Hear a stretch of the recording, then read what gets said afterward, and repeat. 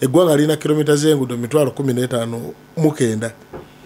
naye bannaffe mu myaka 4 bakola kilomita z'enguudo 600 bakakola ko mmeka 632 twetaaga emyaka 4 tusobola kugamba nti nno tuli 100 ku 100 tuyinza okuba nga tetunnatuuka wa wetwagala genda naye tetuliwa wetwali. NRM we yajjira mu buyinza zaali kilomita zimmeka? tulina district 82 teziri mu General Public Hospital nti bakijje mu kugamba nti Kyagulanyi ng'omuntu bategedde ensonga ze boogerako be babeera nazo. Eriyo ekintu abantu kye beerabira andi kyekisooka bwe tuba tu protecting against kyekintu ky'okuteekawo emirembe mu ggwanga tekijja by accident. It takes time, it takes resources. Northern Uganda yamala emyaka 25 kwejo nga bali mu lutalo. So kati resource ebintu sente zonna ezandibadde zigenda ku bimu ku bintu bino where we would be performing almost 200%. Ngekyo nakyo kikulu nnyo. Wakiso erina population y'abantu 3,410,117 erina district yemu Ankole erina population y'abantu 3,668 1998 erina districts 13 nti abantu bali bawambiddwa ne bateekebwa mu makomera ntekyali institution ekola ne bwogebezo nti awadde omuntu waabuze kati genda omunoonye. Teri asobola kuddaawo n'agamba nti mpagira eky'abantu okutulugunyizibwa. President avuddeyo n'emirundi egimu ne yeetonda n'okwetonda ku lwa gavumenti. Tulina ab'amagye abagenze ne ku firing squad kutyoboola ddembe lya buntu. Twalaba mu biseera emabega kawera mu kalulu kali ng'omuntu akutte ennyonda akuba omupoliisi. Bifaananyi byennyini wano ku streets zaffe.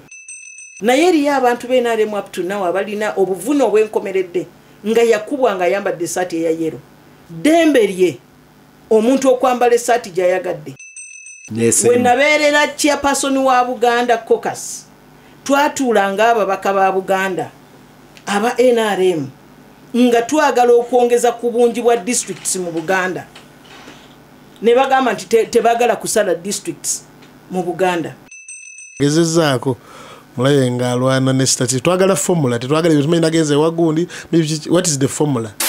Lutindo wano ku Radio Simba Peter Kibazo mu studios ogikwanjulira osibyeyo tya ampuliriza eyakoze olwaleero weebale wonna wosinzika okutuliriza tukwebaza okubanga okulaba otyo Peter Kibazo nembeera mu studios za Radio Simba okwanjulira program eno nina Secretary General NRM amyuka Secretary General NRM bangaye ebifo babikayanira oli omupromotingire eno olinaga nti owaye ekifo wakifuna ddi. Amyuka Secretary General NRM Rose Namayanja Nsereko. Honorable. Yes, sir. Tukusanyukidde. Abatuuliza mbalamusizaako nembeebaza gyonna gye mutuusaako emirimu ate neneebaza ne Simba Radio Simba okutuwa kadde kano okujja okubaganyako ebirowoozo ne bannayuganda. Wamu ne Honorable Rose Namayanja Nsereko nina Paulo Mwiru. Paulo ono yali mukwano gwange wano yayitangawo n'alabika bwe yaretreatinga yaddira ddala Busoga ne yeekweka. Paulo buuza abantu. Bakadde baffe abatuwuliriza n'abatulaba mbalamusiza ebyenjawulo njagala kweyozayoza abalina obuwanguzi bwebatuuseeko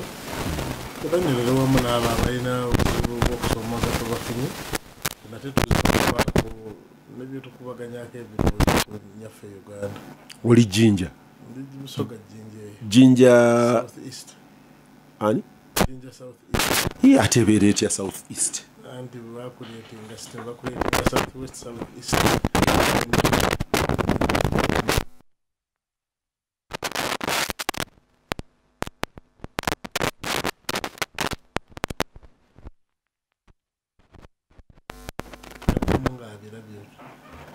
Bagenda ne babipolarizing.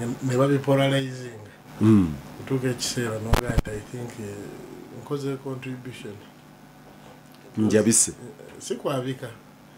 ayinza okuba alowooza nti singa abaddewo senate nga bagikuliyetinzi yali badde yeyongerayo nakulanga bino nga bwe bigenda gati ebyo lwaki tabigamba ne anko anti of course kisinze eri bweba occupation wano mupakasi mukyabale ono ye asobola okwegerera secretary general abeera mupakasi wadde omanyi nti okibeeramu nga oli part of them ono veteran wa system veteran wa system ajja kweyogerera naye ekintu kiba ne bannannyini kyo kati bali balina ekintu kyabwe bakookerako banaabalala Paulo kati gwe gye wagenze naawe oli mupakasi mukwokereko nze gyendi siri mupakasi olw'ensonga ate siri mukwokereko because objective yaffe eri definite nti tuliwo okumakinga contribution mu direction yeeyo naye bali abaconsolidating obuyinza banoonya abafiitinga mu game plan. Yes, sir. Rose ako tusooke twanguwe tukajjewo Honorable Mwiru agamba nti Rose kubanze mbadde mpulira nga amaze okuteeka mu kifaananyi ky'omuntu akozeeko n'asiima naga nti I've done my bit. I think it's good to go home. Sagala kubeera nga Paul Biya at 92 bamulonze ninamu obulumu lwe neeraliikirira ne nga nti Mungu bw'anampangaaza nnyinza okulaba at 92 nga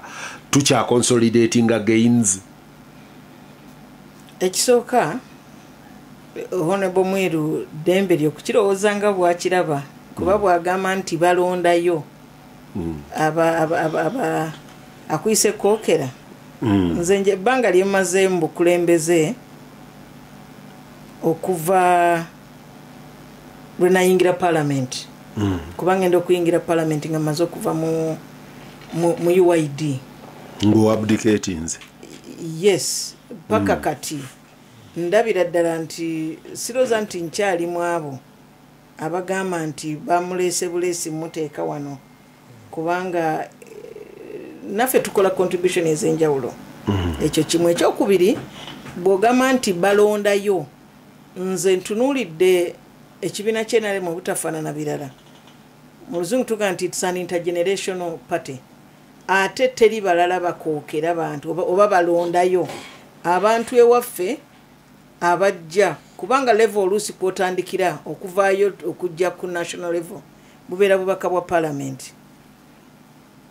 Twatunuulidde ababaka NRM be yaleese nga bapya bangi nnyo ate bato nnyo nga over 90% tetubalabanga nako nga tomumanyi tomuwulira nti oba yegundi abadde egindi naye ng'eyeewaabwe gye bali they call the shots. Babaddeyo bamobilizinze batambudde n'abantu baabwe abantu ne babalonda ne babawa flag ffe gwaffe kuteekako obuteesi mukono nti ono candidate waffe gwe tutambula naye ng'abantu gwe baatuwadde kakati awo pate kabeere national chairman kabeere secretary general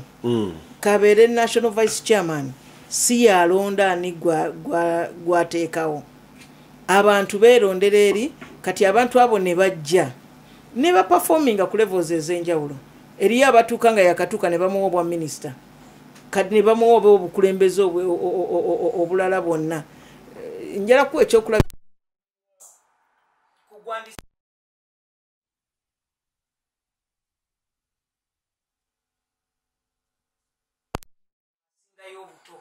yali chairperson w'NRM Koboko Hajat Medina ne Hamu nga mu national level apart from okubeera nti member wa NEC nga abadde chairperson w'NRM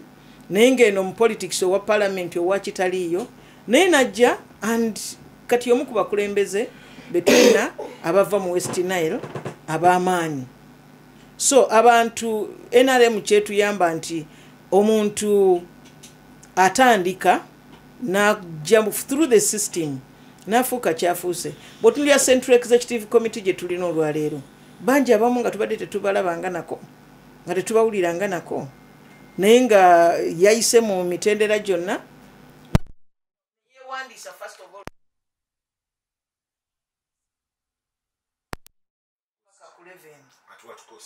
ekya cost kubanga ekyo ekya Central Executive Committee sina kifo nti omuntu asasula omusaala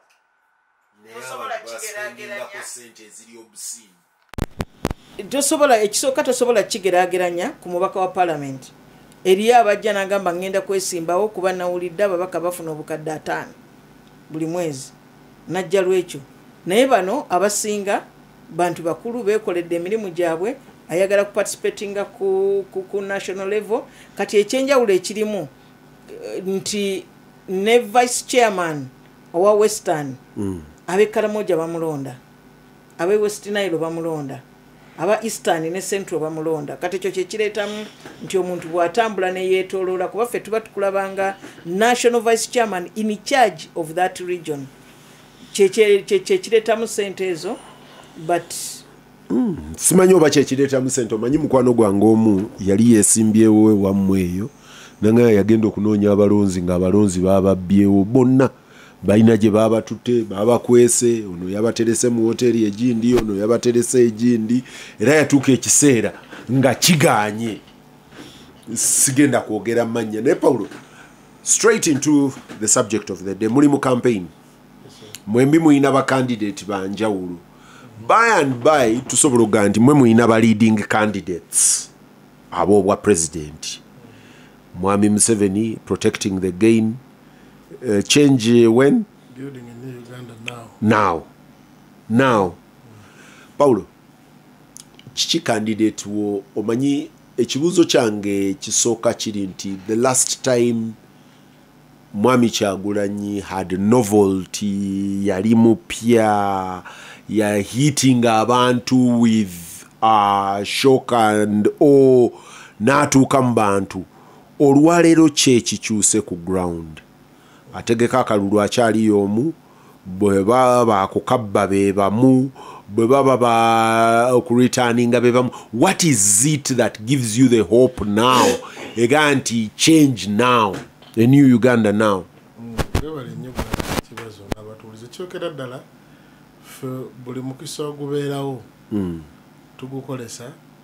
kuba gulina bingi bye guleeta ne biba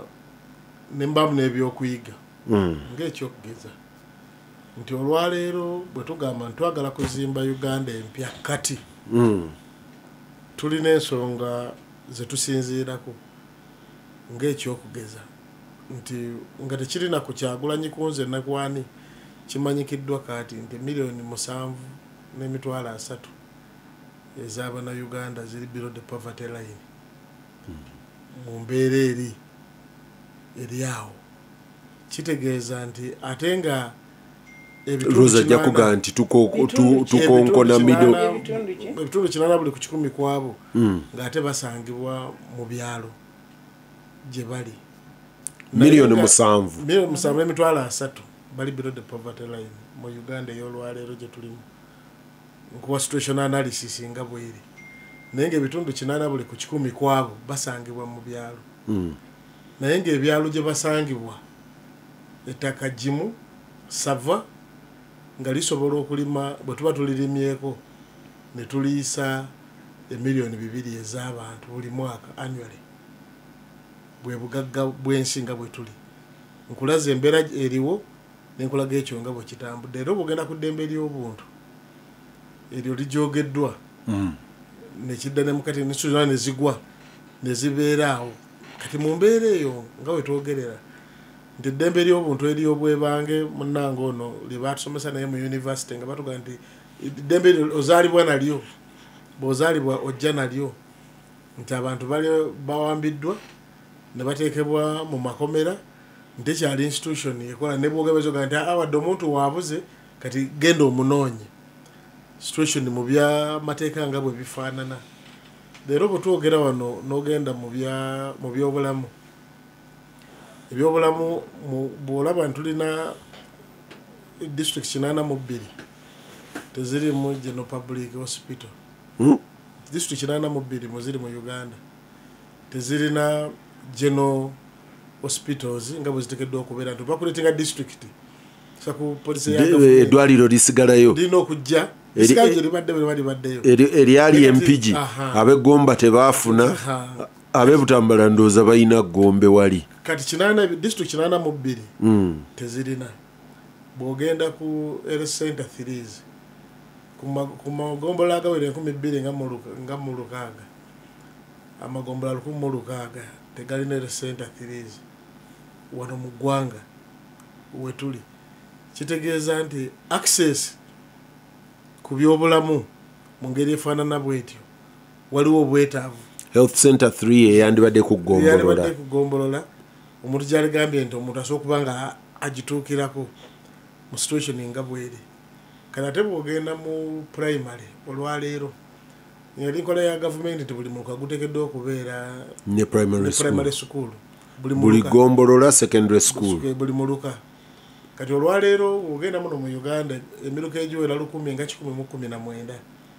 tezirina primary schools ezo teziriyo olwaleero ate era bw'ogenda mu magombolola amagombolola 118 tegalina seed school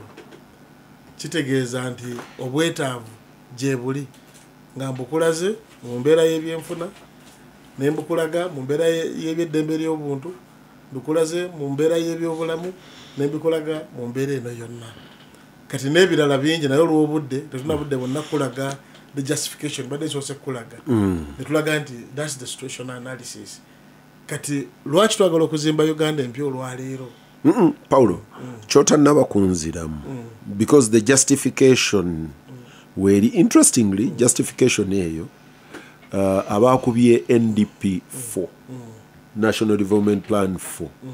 n'ebitabo byabwe ebiraga baseline survey n'ekinga tetunatuuka mu NDP babilistinga actually ne ku poverty indices baga nti awe twali tusuubira okulaga ate twatambulamu ne tukola ki ne tudde emabega eyo NDP4 but kyotannanziramu is this situation that you present is what the NDP4 has presented,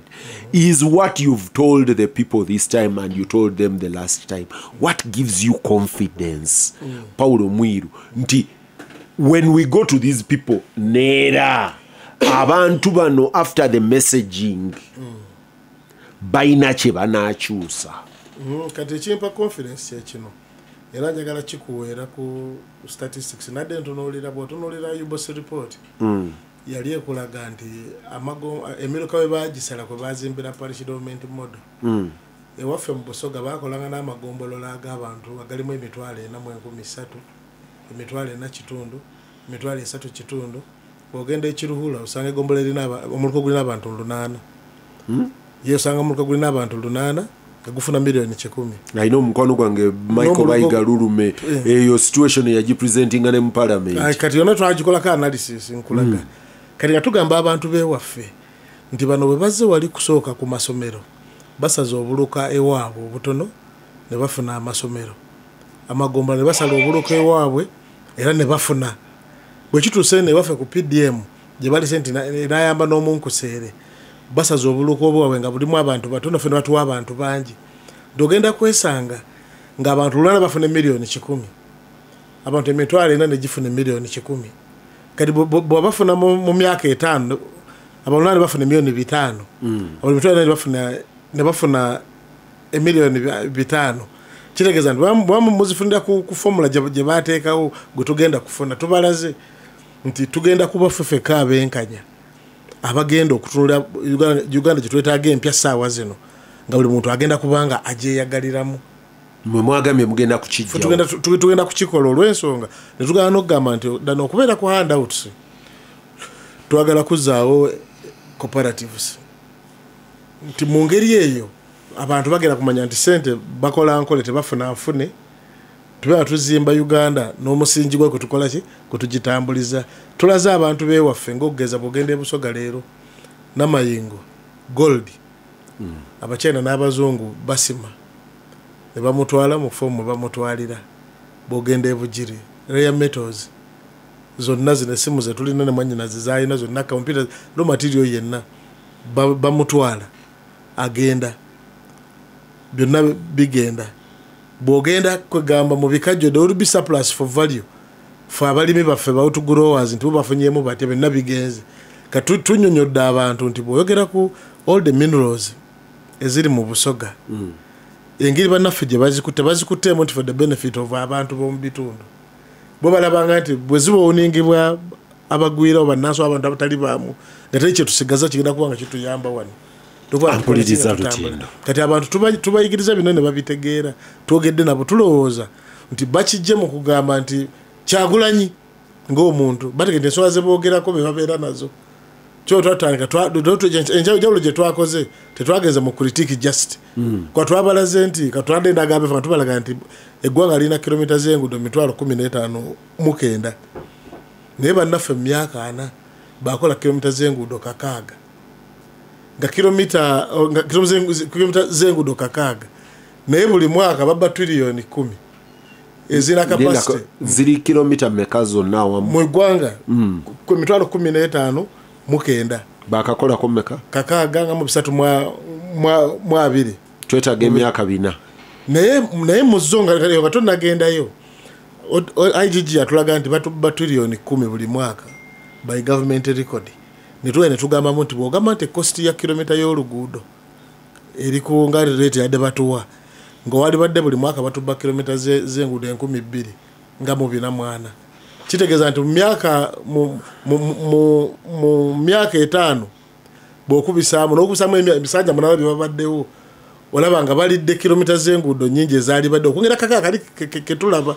abantu bibalaze nti ekibuze kibadde kikola ki era bw'okubisaamu 10 trillion n'ozikubisaamu Boaholo cost ya Boaholo n'ozigaba ku Uganda yonna because leo ogenda mu mazzi owewunya n'okwewunya nti almost ku million 48 ze tulina million 38 ezabalinaga tebalina access to safe drinking water ate nga bamala baspendinga 22% of their income nga bagula mazzi mu byalo gye tubeera kentubalaga nti oyo data wa ubos gwe tukolesezza era ne manifesto yaffe bw'ogisoma we have gone at depth okusimplifying banti ebintu bino tebiri sina buzibu namanyirazi namayanja sina buzibu naani naye tubalaga nti tuse ne tuzibawa ne zigenda mu kyaji ne muzijjayo n'ebyo mukolamu tebijja gaini gye mwogerako gye mwaga okuprotectinga ye yammwe naye bannansi si gye Ampuliriza Lutindo Honorable Namayanja bw'owuliriza Mwiru toyagala kudikampinga ogenda owagire candidate wa Mwiru sisobola kudikampinga lwa nsonga ekisooka simusuubira kwogera ku NRM nebyayogera biri mu NDP4 biri mu ubos report ngenda kubiddamu byayogedde ekisooka nti ye ekifaananyi kyalina sirabye wa quoting nti oba wano azai abirina mu mutwe we are yet to confirm the figures naye nze nja kurespondinga ku byayogeddeko bw'ogamba nti nno amagombolola 118 tegalina seed schools nga amagombolola ge tulina gali 2,000 n'okusoba ate ne NRM bwe tugamba nti we are protecting the gains nga kwe tugenda okusinziira okweyo tekitegeeza nti tetubagambangako nti tulya 100% kubanga ne mu nsi ezaakula ensi ntono nnyo ezisobola okugamba nti 100%. President Trump ne Mchala Kamala Harris bwe bali besimbawo nga baga tugenda kwongera okulongoosa ebyenjigiriza wandibadde weebuuza nti mu America balongoosa biki bwe twagenda wano mu COVID walaba how American health system bwe yagenda down on its knees. So tetusobola gamba nti no tuli 10 ku 10 tuyinza okubanga tetunnatuuka wa we twagala genda naye tetuliwa we twali bw'ogamba amasomero y'amagombolola 118 agatali mu masomero ku magombolola agasoba mu 2,000 nze ndowooza that should be actually part on the back bw'ogamba nti amasomero agambye primary schools 1,000 mu ayina figa jawadde eri 1,000 mu something naye nga tulina emiruka 1,717 gy'emiruka gye tulina naye akugambye nti emiruka 1,000 ekitegeeza that is almost 90% performance naye ate nga ekyo bw'otunulira emiruka egitalina poliisi ya gavumenti egamba nti buli wakiri muluka gubeeremu essomero limu. Tulina emiruka ng'egimu girimu n'amasomero aga government aided full UPE amasomero 7 mu muluka gumu. Gende Lwengo erina emiruka 45 45 parishes naye ng'erina amasomero 126. Bw'ogenda mu muluka gw'Ebigeye Lwengo balina amasomero nga 6. Hold on there, Honorable Namaya. Just a second there. Maybe that talks to Chicha abadde ayogerako obutabaawo equity nti n'okuga placinga bw'oga nti Lwengo mu muluka gumu ayinamu 7 nga nze nzibirira nga mbuzi eriyo baki. What was the purpose okubeera nti egindi tebalina egindi balina 7? Okusinzi kuba amasomero gano tegazimbiddwa mwaka gumu. N'emiruka gino egimu tegitondeddwawo kiseera kyekimu. Egimu emiruka gikutuddwa over time. Nti bw'otunuulira emiruka Uganda gye yalina mu 86 siroza nti gyali giwera 1,000. Kati ne weesanga nga omuluka gukutuddwamu naye ng'olwedde mulimu amasomero agalimu. Nga ne population bagitunuulira. Nti omuluka guno yes eriyo emiruka eminene omuluka gwenvaamu munene nnyo gwe gumu ku egyo egisinga ndowooza obunene. Bw'ogenda mu Northern Uganda gyo emiruka gyayo migazi. Kuba kati onjaga tutunuulire obunene in terms of geographical size. Nti mu bugazi okuva wano okutuuka eri mu Lukamulamba bw'ogende waffe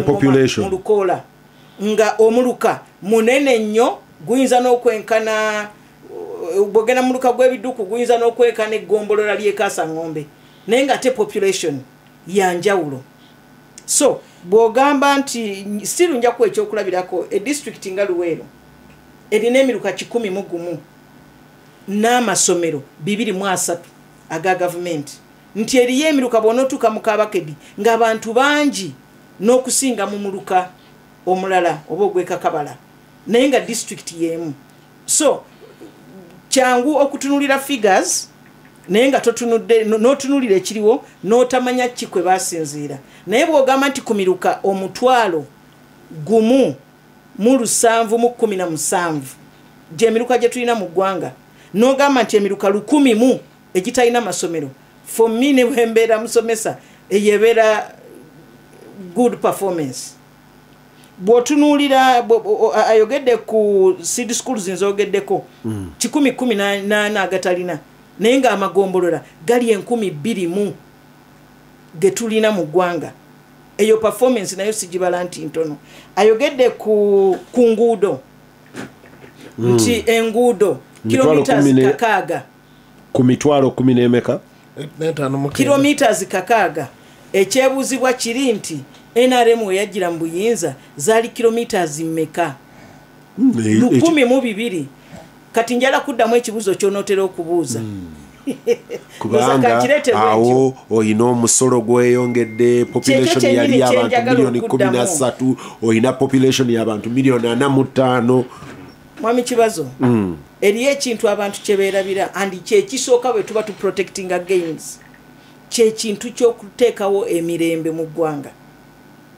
Tekijja by accident. It takes time, it takes resources. NRM yamala ebbanga nga yeese eri mu buyinza okuva 1986 okutuuka 2008 Uganda lwetandika okugamba nti ebitundu ebisinga obunene birina emirembe. Northern Uganda yamala emyaka 25 kwejo nga bali mu lutalo. So kati resource ebintu sente zonna ezandibadde zigenda ku bimu ku bintu bino where we would be performing almost 200%. Ngekyo nakyo kikulu nnyo. Ate nobeera ne ADF naye bukyalubanga lwa mindi mu gavumenti eno gwe mulundi ogusoose nga teriyo kitundu wadde oluta lwa Uganda ku ttaka lya Uganda. Wogamba nti awo tuli mu lutale mundu zivuga nti bali mu luli kye bayitanga dduka. Ekyo ekintu tekijja by accident. Bakugamba nti during the time of war you prepare for peace. During the time of peace you prepare for war. Anything can happen. So tekitegeeza nti olw'okuba nti teri lutalo ne government tegenda kuspendinga ku defense na buli kimu. Simanyi ekyo kyo bwe bakibaze mu bibalo byabwe n'okugenda mu maaso naye nga nze ndowooza kati ayogedde ku kintu kya PDM bagamba nti PDM teyeetaagisa terina kyeyambye bantu ekyo kye bayogera naye ffe naye wano akugambye issue ya equity nti PDM mu gerrymandering y'amagombolola n'emiruka eriyo tukozesa wano Wakiso mu Wakiso just look at Wakiso ogende oga nti abe Wakiso nti parish omuluka mu Nansana baguwadde milioni 10 naga nti ne bakwata n'omuluka agezeza district ya Kiruhura nti nago baguwadde milioni 10 is that equity kakati NRM kyesinga ku balala nti nekyetuba ekirungi gweyogedde ku NDP4 NDP4 opposition si yegikola NRM yegikola nti nekyetulaba nti tekitambudde bulungi feke nyini twekuba mu tochi netugamba ate ne tutakikweka kubanga NDP4 is a public document netugamba nti wano twagala okulongosaako kuba tukimanyi nti tetuli Katonda ayogera obwogezi naga nti kibe ne kiba ne PDM bwe yatandika nga opposition yegikubye byoni negamba n'abantu tebiriyo n'okuzikwata temuzikwatako naye ne tu insistinga president wegane okutandika kwayo tekwali kwangu because kyali kisoko kuba nti sente zitwalibwa ku level ey'omuluka twalina programs nga NADS nga zitukira ku district to PD program for modernization of agriculture nga ziri ku levels ezo operation wealth creation ngeri kugombolola ku mulundi ogusooka okugamba nti parish chief oyina obuvunanyizibwa obw'enkizo era ne bwe bitatambula bulungi twajja tulongoosa system okutuuka kati we tuli nti mu myaka 3-4 at least tulaba n'ebyo tutansobera era bw'onoogenda mu manifesto yaffe twagambye nti tugenda kwongera ku ssente mu urban centers ate ne urban centers nga tetuzitunuulidde nti kutunuulira nti eno geographical location yeri oba yeeno naye urban centers zaawukana nti urban center ekibuga oba omuluka ogw'ekibuga ogw'Ekawempe division oba ogw'Enansana gwawukana n'ekibuga kyakikyusa town council Eruwero kuba kati gwe bw'oyogera town council nze nja kuwa ekyokulabirako Nakaseke abasinga okufuna sente nyingi actually beba town councils nti emiruka girimu abantu batono in those town councils so kati ffe twakigradinze ne tuva ku bibuga ebya city bigenda kutunulirwa bitya mu manifesto yaffe birikiriye ebibuga ebya cities ebibuga ebya municipalities then n'ebibuga ebya town council era ne tugamba nti ebibuga byonna ebiri mu urban centers okusinziira ku categories ez'enjawulo sente za PDM zigenda kwongerwako mu kuziteekateeka nti abantu bagende kumiruka banoonye sente ne tukizuula nti n'abakulembeze bennyini kubanga obukulembeze okubeera chairman owero C1 oba okubeera secretary for defense ku kyalo tekitegeeza nti oteekwa kuba mugagga oyinza okuba ng'ogwa mu kkowe eri abantu bali abaganyulwa mu PDM kakati ate nga bwesanga naawe olina okusimba layini otandike okubiisanya na bano boolina okumonitaringa kategori eyaabwe ey'enkizo nga tekwata ku zino milioni 10 ey'abaani ey'abakulembeze ffe twabayise bakulembeze kasita omukulembeze abanga agwa mu guidelines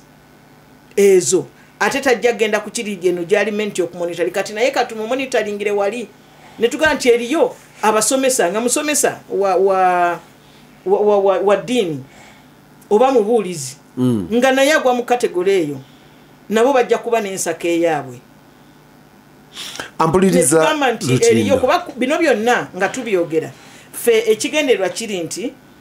gavumenti y'NRM kyeyasooka okulwanako bwe butebenkevu obw'omu ggwanga lyonna emirembe kati kyetutunuulidde butebenkevu bw'amaka bwa mu nsawo financial inclusion nti twatunuulira even account numbers bannayuganda abalina accounts mu banks nga balinga obukadde 4 ampuliriza ngenda kuba birango bino naye bwe nkomawo honorable Namayanja n'honorable Mwiru ensi gy'oyogerako emirembe egyo n'ensimbi zirina okukolera buli omu buli omu alina okuwulira nga emirembe egyo giyina meaning gyali. Mbadde ntunulira wano messages eriyo Sonko abadde aga nti ne Honorable Namayanja n'abeewa Kanatta eyabula mu kalulu kali ne kati nga taddanga kyekifaananyi kye bawulira. Abeewa Sam Mugumya kyekifaananyi kye bayina. Bamwiru bano bayina list y'abantu ab'enjawulo abakwatiddwa ne batabeera tried ne batabeera presented to court. Eriyo n'abaalemera mu kooti newankubadde nga kooti ya disbandinga kooti y'amagye ne transition wakati wa kooti y'amagye ne kooti eza bulijjo okuva olwo ng'oggyeko abaali visible nga Dr. Besigye ye bamuvinga ne bamuzza mu civil court, but bali abalala bonna abaawagamira mu kkubaawo nabo bwe baddayo eka ewaabwe abeewaabwe bwe bawuliriza Rose Namayanja ng'ayogera baga nti wawaaye wano waliwo akalembereza be baakutte nga because wawe ekibadde kifuuse ekya bulijjo basanga omuntu nina until now esina I look at ku wakati wa Christ the King ne Kampala Road awo nga emmotoka eyimiridde namba za bulijjo teina bali ne bavaamu n'emmundu n'ebigala byayo in front of camera ne bakuba omusajja ne bamufumita mu mbirizi ne bamupakira mu mmotoka yaabwe mu buutu. Emmotoka yaabwe teina namba teina ki, uncomfortable, life goes on and it is okay. Ebyo bye bimarking eddembe liri nkomawo. Lutino ono ku Radio Simba Peter Kibazo mu studios gikwanjulira ndina Honorable Paulo Mwiru Jinja South East gye yesimbye. Ndine Honorable Rose Namayanja Nsereko taina gye yesimbye ye ali wano naye omwami gyali ye Nakaseke mwami Nsereko gyali ye Nakaseke nendoza Rose kati ebyo gwe tobiyingiramu nga Secretary General ekinkakatako ku buli flag bearer yenna okuva Arua awo tewabaawo conflict of interest ate etya buli flag bearer buli akutte bendera ekirungi ekyenjawulo nti ffe bendera tebazikima ku bitebe. Abantu bagenda ku ground eri ne beenoonyeza bendera zaabwe we tutabeereramu nga bazinoonya. Awo tetukkirizibwa kuwagira candidate yenna naye kasita omuntu afuna bendera awo kitukakatako. Oba oliawo nego wandibadde tosuubira nti yandibadde afuna bendera naye kasita bagimuwa kasita agifuna kitukakatako. Paulo, Honorable Rose abadde breaking down her numbers and I'll give it to her. Kyakoze akutte ezizo n'akyusa ezo. Njagala tudde ku security ne safety y'abantu. Ebiseera ebisinga abantu bwe boogera emirembe boogera ku ggwanga. Finally erina okupakoleetinga okutuuka mu maka. Ekifaananyi ekyo kye mbadde njagala okudiiringa nakyo. Ono be bakwata bw'olaba drone kati yali normalize nti ejja kukwata bajja kukuba nti gudi yavuddeyo nti oyo teyabadde bubi tebaamuggyemu njala. It's gotten to that nti oyo tebaamuggyemu njala nti oyo yakomyewo n'amaaso. Ebbanga liyiseewo nali njogera wano bwe batta John Kagezi. It's some time back. Omwami omu pastor baamukwata ku Kigowa Kiwatule Road yakuba essimu from the detail ne bamulaba ku mulongooti ng'oli bamuse ne bamukwata security ne picking up ne mutwala. Bwe baamutuusa gye baamutuusa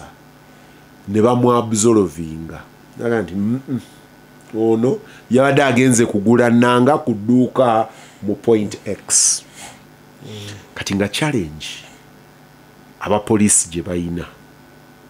omugenzi Kaweesi ne Kale Kayihura ng'omuntu gwe baatutte ng'afaanana nga Paulo Mwiru bw'ofaanana olwaleero nga yagenye kati nga balina omutereka asobole okukola atya okuwona kubanga abaamututte baamukubye n'enjala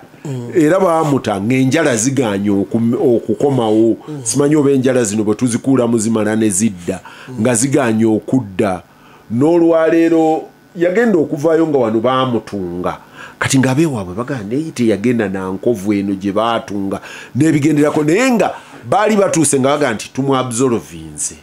kati nga challenge security gyeyina naye tumuzaayo tutya ng'afaanana bw'ati. How did we get there? How do we talk ourselves out of those positions? Webale nnyo bwana Kibazo kyogera ddala yes nja kukyogerako different ebitongole bya gavumenti byolaba bikalakala n'abantu abalina emmundu za gavumenti nga bambadde leeya bali mmotoka ezitaliiko namba oluusi n'ennamba eza private. Musemateeka wa Uganda balina obuvunaanyizibwa okulaba nga eddembe ly'abantu ery'obwebange balyeyagalira. Musemateeka abateekako obuvunaanyizibwa obwo era yateekawo chapter namba nti chapter namba eyo eri ku ddembe ly'abuntu naye byonna byonna wano tebikyakola because bakuyoola ne bakutwala mu basement ne bakuyigiza olunyankole nekibeera oke mwanyinaze namayanja n'agenga on without duty ne bwana Kibazo n'abyogerako ewiiki emu ne biggwa. So nze ndowooza nti buvunaanyizibwa bwaffe ffenna okumanya because singa enkya bukya nga ffe tuli mu komandi ne bagamba nti Oweekitiibwa Namayanja adde ku leediyo n'ayogera ebitatusanyusa nti baamutrairinze bamuyigiriza Lusoga oba Luganda wonna waabadde ono Lusoga alina okuba alumanyi. Kitegeeza nti bye tugezaako okuzimba si byebyo yensonga lwaki nze ndowooza nti kiddayo mu bantu bennyini because eri ebitali acceptable nga twagala tetwagala iso okubeera discussion mu other forums ne lwatusinga kati nga ne mwannyina zoona omunnamateeka abaakimanyi bulungi ndisobola kubeera mu debate discussing ddembe ly'abantu lyabwebange nti oba oli baamukubye nti oli manyi aba yakoze ate because nze mwennyini kamwa koogera twali mu by election eya Arua ne batukubira nga temudduke baga kujja babakwate kati nga neebuuza ndi mbaka wa parliament ndi mu hoteri nakoze iki bankwata nenga tino bajje batukwate tekye tukoze ne bajje ne battira Kawuma Hussein Kawuma mujukira wala nalina bankuba omukono guno abaana be SFC ne bakuba abantu ne bakuba cyane ne batwala mu komera nekye nakola nze ne tusaba prison ne wereza dokita waayo by then wa prison najja natu examine nga fena be bakubye nakola medical report yani ne tubeera nayo ne batucharging okulya mu nsoluko tuta president Arua bwe twasaba bwe twaraising issues ezo nti these charges ziri founded on human rights violations ne batijani ngomusango Sunday nga n'olwaleero ne tubeera awo ne tubanga abaana naye batutambuza omwaka mulamba nga tuli ku mission n'okusoba. So nkitegeeza nti bwabanga abaka ba parliament n'omuntu alisimye okuba president batutambuze bangere wetu ebitambula. So nze ndowooza osagala kumalayo nno biseera kigenda kuddayo ku bannaffe bano abalina state apparatus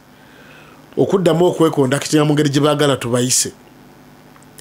Bwabagala tubayise naffe bwe tutyo newe kiba kiwe kitobwe kiri ekyo kiri gye bali kwaba bimanyi saagenda mu arguments ezo simanyi kati abalamuzi b'ennaku zino bw'ogendayo waliwo omulamuzi omuyaga nti affe tusobola kusala against the state government nga tubuuza nti how bidino omusajja fund document violation nduga kati binendo tubimanya nti obutakaana na bannaffe bigwaga oluyanga nti mumutereze ebyobufuzi bumunatereze ebyobufuzi then you demand from us judgment sentuufu nengamba naye kuddayo ku nsonga gye lwatutandikiddeko nti teri bannaffe kyebatakoze mu myaka 40 kyebagenda kukola mu myaka 5. Gumenye wadde example ene ya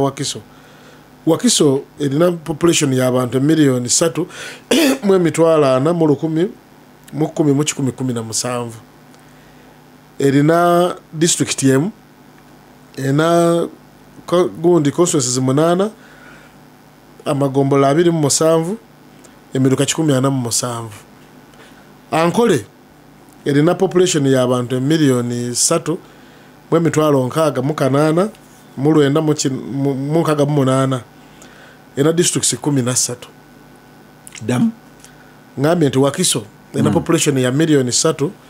mu emitwalo ana mu gumu mu 1017 erina district emu Wakiso ngena population yeyo population ya milioni 3.4 mu 1017 3.4 yes district emu neba ne district emu neba n'abaka 8 amagombolola 27 emiruka 17 bwogenda kwa Ankole erina population ya milioni 3 ogisibidde wamu yonna Ankole yes erina population ya milioni 3 mu emitwalo 6 mu 8 mu 9 mu 6 mu 8 basingako Wakiso 2,000 emitwalo 2 erina district 13 kitegeeza nti Wakiso yandibadde waakiri ya district 10 na meka maybe 10 erina ababaka 3 eno 8 wano 8 erina emiruka erina sub counties 200 erina 27 kati ogenda mu parishes erina 8 eno meka erina 147 so kitegeeza kinti naye twakanyiza ne mwanyinaze wadaga nti kakasa sasisi gwenjogerako ne mujja bitabo byabwe nti government bwe yali tegeka yayo obuweereza obumu yabusinziziza ku structure eno gye bateekawo kyotwali mpaka tubuuza nti naye bino bye mukola mwamusala buno obugundi nga mubusala what is the formula onfuna bulungi kitegeeza nti oli alina parish emiruka 878 atwale milioni 10 buli mumuluka nenga na milioni 3.6 kati wono owa milioni 3.4 atwale milioni 10 emirundi 10 anamu musanvu bwebwenka je twali tubagamba nti handouts zetugamba zetugenda okutambulira mu waliwo ebinabyo obwegasi byaliwo era bwogenda ewaffe ebyagije ebiri do silos nti abalimi bwe balimanga mifo kya kibazo okuva mu Kampala nga middleman ngagenda abagulako ebyabwe ebirime byabwe nagenda n'atula n'afuna amagoba yabadde surplus for value aga wakati nti ebyaji byali baddeyo nga cooperative neziddawo so buli tukola nga bwogera ku bikajjo mu Busoga nti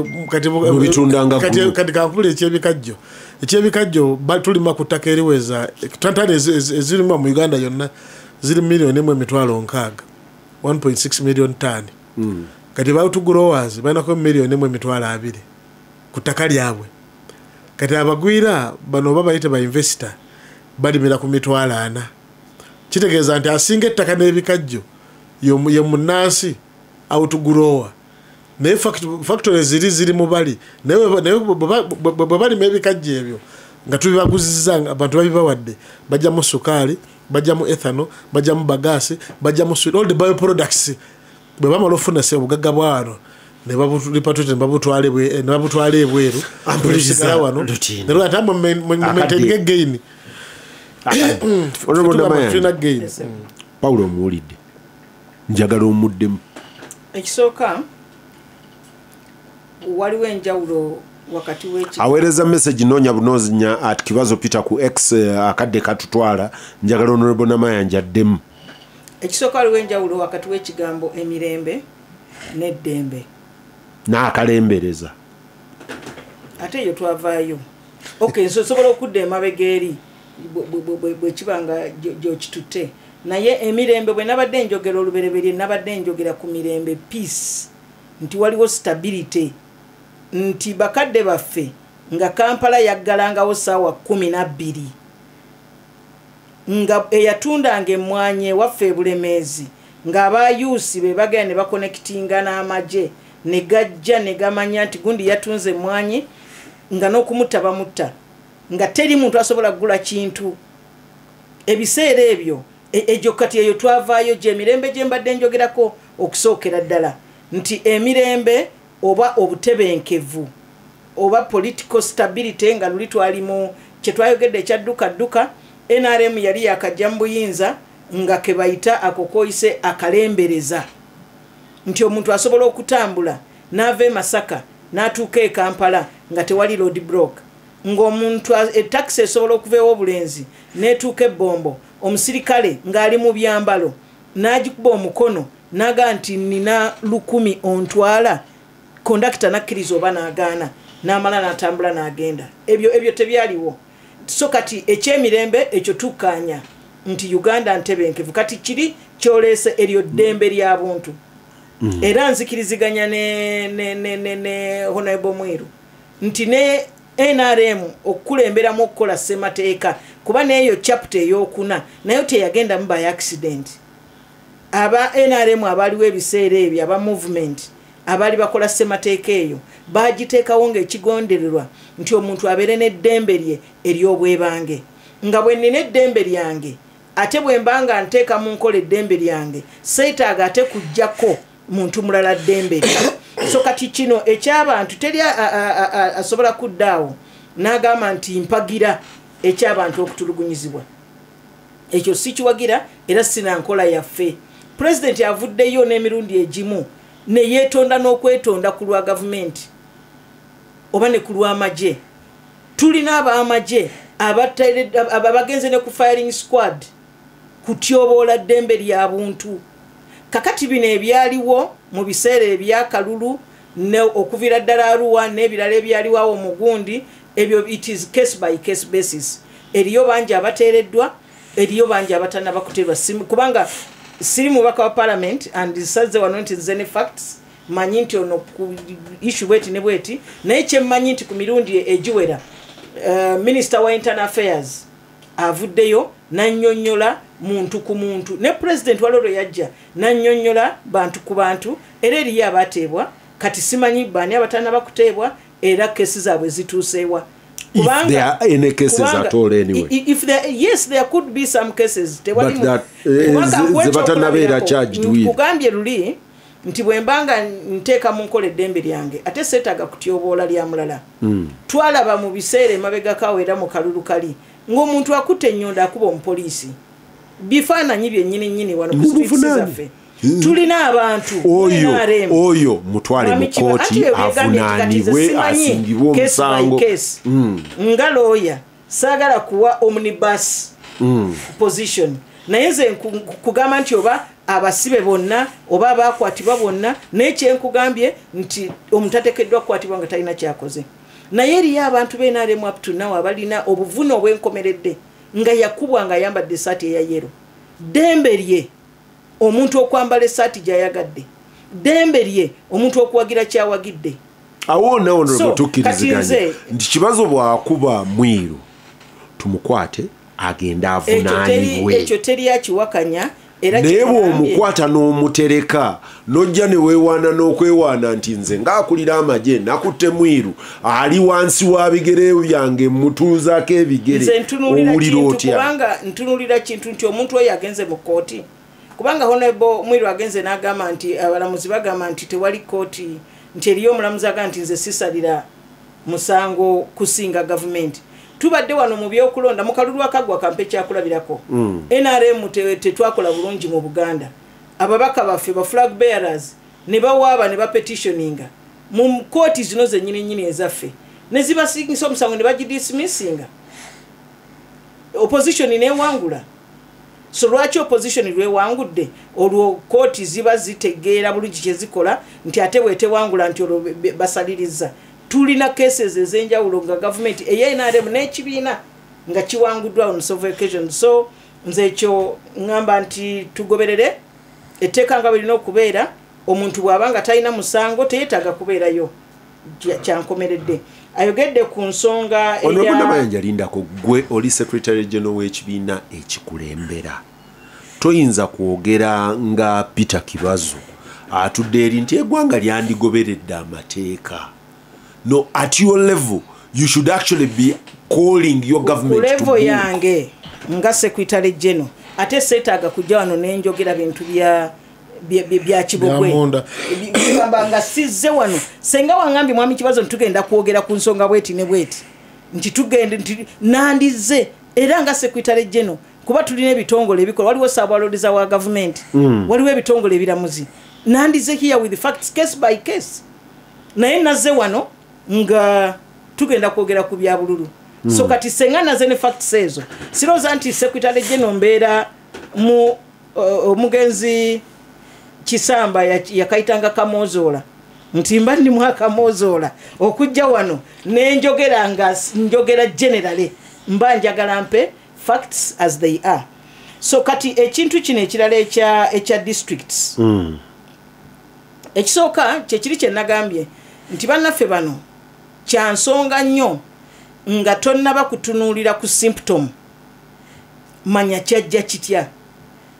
Ndi ku record ngeyali chairperson wa Buganda Caucus ebyobusoga sijja byogerako because I am not privy to so much of that information. Nti ebitundu ebimu byesanga bitya okubanga bina districts ennyingi ngebirala birina ntono. Eastern Uganda yesinga okuba mu districts ennyingi. Western Uganda neddako, Northern Uganda neddako, Central neddako. Wenabeerera chairperson wa Buganda Caucus twatuulanga ababaka ba Buganda aba NRM nga twagala okwongeza ku bungi bwa districts mu Buganda. Ne bagamba nti tebagala kusala districts mu Buganda. Ngani agamba? N'olukiiko lw'Emmengo lwaffe nugamba nti tebagala kusala. Ne bannaffe opposition ne bagamba nti tebeetaaga kukujulagujula ku Buganda. Ffe nga tumaze okiraba nti tewali agenda kukwata ku border ku boundaries za Buganda waweyita. But munda muno twagenda ow'ekitiibwa yali Katikkiro ow'ekitiibwa Walusimbi with the team ey'ababaka bava mu Buganda nga twagala okufuula Butambala district, nga twagala okufuula Kalungu district, nga twagala okufuula Bukomansimbi district. Kati ekyawukana ku regions ziri nti bo batuula ne babala ebyabwe ne bagamba nti eno efuuke district nene efuuke district lwa services.